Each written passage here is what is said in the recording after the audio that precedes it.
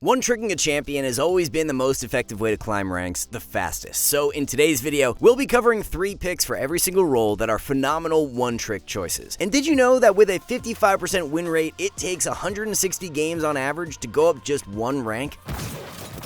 Increase your win rate by just 5%, and that time is cut in half to only 80 games. This is the power of SkillCapped. Each course offers a win rate increase that is just a click away. Learn what took Challenger players 10 years and just 10 minutes. We supercharge your rank gains with real results. Click the link in the description below now to get the rank you've always dreamed of. Let's start off by covering our 3 top lane selections, and first up is going to be Fiora. Fiora is one of those champions who has a higher skill ceiling than a lot of champs, which makes her a great one-trick choice. Learning Fiora and trying to eclipse this skill ceiling is very rewarding, as her dueling threat is some of the best for any champ if played to her potential. Knowing when to use W in skirmishes and being able to proc all of Fiora's R vitals as quick as possible are 2 of the more difficult concepts to grasp. Fiora's W is such a game-changing ability, so before you even enter a fight, you should have a good idea of when you're going to use the spell. Loading screen analysis is really good to help with this, as just taking a look at all the CC the enemy team has and keeping that in the back of your mind will make it so that you're not caught off guard in game. You can easily turn 1v2s on Fiora with good vital procs and proper W usage, which makes her side lane threat absolutely nuts. Really bolstering your macro knowledge is something that will take your Fiora to another level, so our top lane macro course is a great resource to help you out. In regards to the setup that you should be running on Fiora, the standard build is a Ravenous Hydra Rush into Trinity Force 2nd and Hullbreaker 3rd. Conqueror is the Keystone Rune with Triumph, Alacrity, and Last Stand. Demolish and Bone Plating are for secondaries. Next up for top lane as our second one-trick pick is Camille. Camille is the perfect one-trick champion because she has the ability to accelerate a lead extremely fast if you know how to play her. The long-range catch power from Camille E and R makes it so that when you're ahead, you have some of the most egregious zone power in the game. The enemy cannot walk up even close to the wave if you can beat them in the 1v1, so being able to obtain a lead on Camille and then freezing the wave is incredibly rewarding. One-tricking the champ is the best way for you to unlock this potential the fastest, as getting familiar with Camille's trading patterns and learning matchups is key to finding those early solo kills. You take Ignite with Teleport on Camille, so it gives the champ this unique way of approaching lane. If the enemy does not have a teleport, then you can look to exercise a strategy to where you trade evenly with your opponent and then teleport back to lane to gain a health advantage. You can then look to freeze the wave on your side of the lane, and if the enemy does not base, striking for a kill with Ignite should be an option. The core build for Camille revolves around a Trinity Force Rush into Ravenous Hydra 2nd and Sterix or Shojin's 3rd. For runes, you want to take Grasp with Shield Bash, Second Wind, and Overgrowth, followed by Free Boots and Biscuits for secondaries. And rounding out the top 3 for top lane, we have a more niche pick that you don't see as often, but who's still an incredibly powerful champ once mastered, being Warwick. With many champions, you can have very elementary knowledge and still perform just fine, but there's so much benefit to one-tricking Warwick due to the very thin margins that he can play at. If you've ever played against a good Warwick top player, they do a really good job at making it seem like you can kill them, but in reality, they are nowhere close to dying. This is because all the healing Warwick receives when he drops low on health, combined with the fact that you take Barrier as one of your summoner spells. Barrier was even buffed back in 14.10, so the champ has become even more difficult to deal with. Playing around that low amount of health and getting comfortable with how low you can take things is not something that will come easy. This is why one-tricking Warwick is so great, because the quicker you can learn your limits, the quicker you'll be able to absolutely dominate in lane. The core build for top lane Warwick consists of a Blade of the Ruin King Rush into Stridebreaker 2nd and Sterix Gauge 3rd. Press the attack is the Keystone Rune with Presence of Mind, Alacrity, and Last Stand, with Second Wind and Revitalize for secondaries. A champion whose win rate drastically increases based on the number of games you have played, and our first jungle one-trick selection is Nidalee. With Nidalee being such a skill shot reliant champ due to her Q, it shouldn't be a surprise that the average player just doesn't find a ton of success on the champ. With that being said, players that have mastered Nidalee win at absolutely astonishing rates, because if you can pilot her optimally, there are few picks who can really take over a game like her. Nidalee has the ability to maneuver around the map very quickly due to her passive, and as long as you can hit your Qs, her skirmish strength is top tier. True for most junglers, but even more so for Nidalee is that you should try to play around whichever lane provides the best gank setup. Ganking for a lane that has CC makes landing Nid's spear 10 times easier, and snowballing the early game way more reliable. The meta build for Nidalee right now has her running a Lichbane Rush into Liandry's 2nd and Zanya's 3rd. The rune page that is becoming a lot more popular on Nidalee and the higher elos due to the recent Electrocute changes is as follows. It's Domination primary, and then you take Precision for secondaries. Haste and Cut Down are really underrated runes for Nid, as Haste is a super good stat on her for more Qs Qs and E heals, while Cut Down gives that initial spear hit even more damage. One of the more underrated junglers right now who has a ton of carry power when in the hands of a one-trick is Talon. Talon doesn't have quite as high a skill ceiling as Nidalee, so it won't take you as many games to master him. However, the early game impact that you can have with Talon is just as good. You can take Ignite instead of Flash with Talon Jungle, and it really opens up for some exceptionally strong skirmish power. Since Talon Jungle is a lesser played pick, mastering him and understanding your limits will have you coming out on top of those skirmishes more often than not. Talon's ability to traverse over walls with his E also opens up for some really unique gank paths and invade routes, so you have many different ways that you can look to approach the early game. The core build for Talon is a Ghostblade Rush into Opportunity 2nd and Edge of Night 3rd. Electrocute is the Keystone rune, and after its recent buffs, you have even more early game kill power now. For secondaries, dip into the Inspiration Tree and take free boots with Cosmic Insight. One of the most devastating champs in the entire game when piloted by a one-trick is Bel'Veth. The mobility from Bel'Veth's Q gives her a mass amount of skirmish power, but it's not the easiest spell to use optimally. Bel'Veth's E also gives her a bunch of sneaky tankiness, which if saved for the correct moment can really bait the enemy into taking a bad fight. You can drop really low on health with Bel'Veth, but still be very difficult to kill because of her E,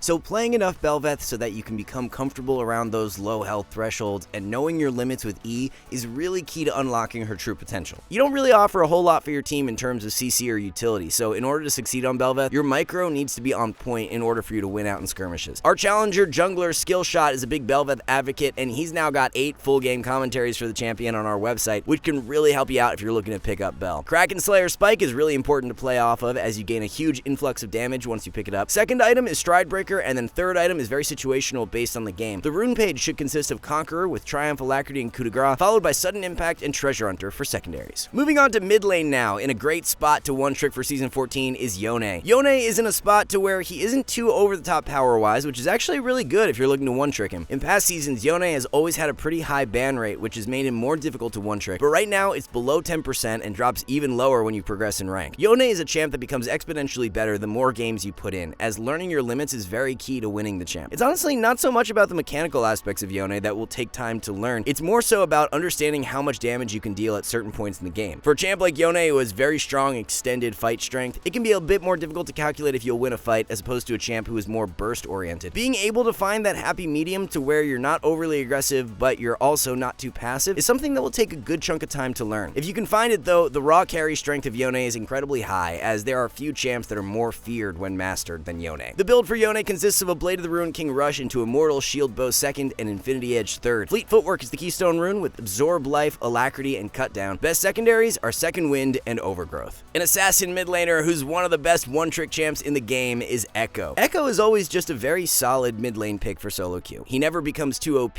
but never drops into a weak state either, which makes him very reliable to one-trick. Ban rate is very low right now too, so you're going to be able to play him almost every game. Being able to consistently find picks with W is not easy to do, but will be what really takes your Echo to another level. Using the spell from the Fog of War is really key to landing it more often, as the enemy won't know it's coming, and it's easier to predict where the enemy will be moving if they don't see you. Echo doesn't have a whole lot to offer when behind the curve, so it makes learning your matchups and being able to stay up in farm very key to winning. Getting used to farming with Q and securing as much CS as possible is one of the more difficult parts about Echo mid. Q really doesn't deal very much damage to minions at all early on in the game, so you gotta be very precise with how you use it. Echo is a very item-reliant champion, as his Lichbane and Nashor's spikes are huge. If you can get to Lichbane and Nashor's before the enemy team is on 2 items, there are few champions who can completely take over a game like Echo. With Echo's ultimate, he has the luxury of diving in very aggressively and not being in any danger of dying, which makes accelerating leads really great. Standard rune page is Electrocute with Sudden Impact, Eyeball Collection, and Relentless Hunter, while Absolute Focus and Scorch are for secondaries. One of the best mages for solo queue right now, who's also a really great champ to one trick, is Lux. The skill ceiling of Lux may not be as high as most of the champs in this video, but she's still such a rewarding champ if played to her limit. A good Lux player has so much to say over how games play out due to the long range catch from Q and follow-up burst potential. It's consistently landing Lux Q that will be the most difficult to learn, but once you get your hit rate up, everything will fall into place. Similar to what we talked about with Echo W, it's all about making the Fog of War your best friend with Lux, and looking for catch plays around high-value choke points. Let's say, for example, Dragon is coming up in 1 minute. In this case, it's very likely that someone from the enemy team is going to be trying to secure vision or walk into the river. If you're sitting in the mid lane side brush with a control ward down and wait patiently, catching an enemy out with Q is actually super easy. It's really just about being in the right place at the right time with Lux based on what objective is spawning next. The standard core build that you should be running on Lux is a Luden's Rush into Horizon Focus 2nd and Rabadon's 3rd. The rune page is first Strike strike with free boots, triple tonic, and cosmic insight, followed by presence of mind and cut down for secondaries. An ADC who fits perfectly into the mold of being a great one-trick champion is Zeri. If you don't intend to spend the time on Zeri, she's really not worth it compared to many other picks, but if you do put the time in and master her, she's an incredibly strong carry. There's just so much micro that goes into playing a good Zeri, as all the movement speed that she can build up allows you to dip in and out of fights very fast, which can make spacing optimally quite hard to master. So much of Zeri's strength is tied down to her low cooldown Q, which is a skill shot. So if you can hit it consistently, the DPS power is massive, but if you can't, she's utterly useless. The high mobility and DPS power gives the champ so much potential in the right hands though, and is the reason why Zeri has had a plethora of pentakills in pro play ever since her release. Skill floor and skill ceiling are both quite high on the champ, so you can't be discouraged if you don't see results right away. The core build for Zeri revolves around a static shiv rush into Hurricane 2nd and Infinity Edge 3rd. Fleet footwork is the keystone rune with Absorb Life, Alacrity, and Cut Down. Grab triple tonic and Jack of all trades for secondaries. A champion that should continue to remain in a good spot for the latter part of the season and our second one-trick selection for ADC is Jinx. With the release of Arcane Season 2 planned for this November, it's quite unlikely Riot makes any drastic changes to Jinx, as she's in a pretty powerful spot right now. Jinx is definitely not as difficult to master as someone like Zeri, so if you don't have a ton of time to invest into one-tricking Zeri, Jinx is a great alternative. Carry strength is still incredibly high, as the mid to late game teamfight impact of Jinx trumps most ADCs due to how insane her passive can be. Not only do you get the bonus movement speed from proccing passive, but you also get bonus attack speed that stacks with each takedown, so the longer fights last, the more powerful Jinx becomes. We've even got a brand new course for Jinx that has just been uploaded to our website, which will help you learn the ins and outs of the champ extremely fast. The standard core build for Jinx revolves around a Kraken Slayer rush into Phantom Dancer 2nd and Infinity Edge 3rd. Fleet footwork and press the attack are viable keystone runes, so you can choose between the two based on your support. If you're paired with a melee engaged support, then running PTA to bolster your all-in strength is great, but with an enchanter who you likely won't be fighting as much with, taking Fleet is good value. Rounding out the top 3 for ADC is an absolutely amazing champ to one-trick, being Nilah. There are a few factors that go into Nilah being one of the best ADCs to one-trick, and the first is that she's strong but underplayed. This combination makes the champ so deadly because if you have Nilah mastered, you'll be able to catch the enemy off guard in so many scenarios. For example, the flash R power of Nilah at level 6 is really strong, but if the enemy has rarely played against Nilah, they are much less likely to respect that or even consider it. This unfamiliarity that the enemy will have with Nilah can be used to your advantage to acquire leads and force fights that you know you are 100% winning, but the enemy won't have a clue. Nilah does have quite a different playstyle than most other ADCs, being that she's much shorter range, so one-tricking her to get used to that will help you succeed a lot faster with the champ. Once you get really good at Nilah though, she's so rewarding because you can take matters into your own hands more often than not. You don't have to wait for your support to engage, which gives the champion a lot of agency over how games play out. The core build for Nilah consists of the Collector Rush into Infinity Edge 2nd and Lord Dom's or Immortal Shield Bow 3rd. For runes, you should be taking Conqueror with Triumph, Bloodline, and Last Stand, followed by Free Boots and Triple Tonic. If there's one support in the game right now who is incredibly powerful when in the hands of a one-trick, it's Poppy. Poppy is one of the best supports in the game, but she's still quite underplayed by the general player base. Similar to what we mentioned for Nilah, this lower play rate of Poppy is a huge advantage for you because it's pretty unlikely your opponent will know how to play the matchup out. The all-in power of Poppy is surprisingly strong if you can land your E stun, and the roaming strength of the champ is super nuts as well. You rush swiftness boots, and in combination with the movement speed boost from W, it becomes a lot easier to find those angles to line up your E. By running Halo Blades for the Keystone Rune, the follow-up burst that you have after stunning the enemy with E is amazing, and it will really catch them off guard with how much damage you can deal. The optimal core build for Poppy revolves around a Dead Man's Plate rush into Warmog 2nd, and you take Bloodsong for the item upgrade. The full rune page is Halo Blades with Sudden Impact, Zombie Ward, and Relentless Hunter, followed by Hex Flash and Cosmic Insight for secondaries. One of the best all-around supports in the game once mastered, which makes one-tricking him very rewarding, is Thresh. Thresh is one support who's never really a bad solo queue pick because so much of his strength comes from how knowledgeable the player is on the pick. There's just so much you can do with Thresh, as he has the ability to be the aggressor or more of a protector depending on the state of the game. If your ADC is super fed, then instead of trying to hook an enemy in the backline, saving your hook for if someone on the enemy team dives in will work great. Vice versa, if your ADC is super far behind and they are pretty useless, playing to dive the backline with your melee carries and leaving your ADC alone can be optimal as well. Being able to adapt like this and choose the correct play based on the game is something that will take you a bit of time to learn, but when you've got it down, the champ becomes so versatile. Warmogs is probably getting nerfed soon, but for as long as it's not, it's the best rush item for Thresh, followed by Locket. Aftershock is the Keystone Rune with Font of Life, Bone Plating, and Overgrowth, while Biscuits and Cosmic Insight are for secondaries. A support you'll never regret spending the time on in one-tricking is Bard. First and foremost, Bard is just such a fun champion to play, as his catch strength and roaming power make him very satisfying. Roaming around the map at lightning speed due to Bard's passive is not only super fun, but extremely impactful as well. It's really about timing your roams and knowing when when to leave your ADC that you need to understand in order to succeed the most with Bard. A good rule of thumb is that whenever you're coming off a reset and your ADC is also in base, always look to roam towards mid instead of walking straight back bot. If you pick up early boots and are grabbing chimes along the way, your ADC will probably only be alone for a few seconds once they make their way back to bot, which limits the window in which they can die. After pushing out a wave, and if the enemy bot is hemmed under tower, is another standard roam timing for Bard. Bard doesn't have the best poke power when the enemy is under tower anyways, so sticking around in lane when the enemy is under tower is not all that worth it compared to if you were playing a longer range champ like Lux or Brand. And then also, if your lane is going terribly and your ADC keeps dying, then leaving them entirely and just roaming to help other lanes is a good idea too. The core build for Bard right now consists of a Warmog's Rush into Wit's End or Frozen Heart second, while Bloodsong is the item upgrade. Grab Fleet Footwork for the Keystone rune with Triumph, Haste, and Cut Down. Best secondaries are Conditioning and Overgrowth. Alright guys, one last thing, our rank up guarantee is insane. It's like signing up for the gym and getting a refund if you don't get ripped. That's how confident we are in SkillCapped. We obsess over making the best guides with top players, rigorous testing, and top tier video editing to make your climb easy. If you're ready to level up, visit SkillCapped.com and see the difference. So that's gonna wrap everything up for our latest update on the best champions to one trick for solo queue. Thank you all so much for watching, and we'll see you in the next one.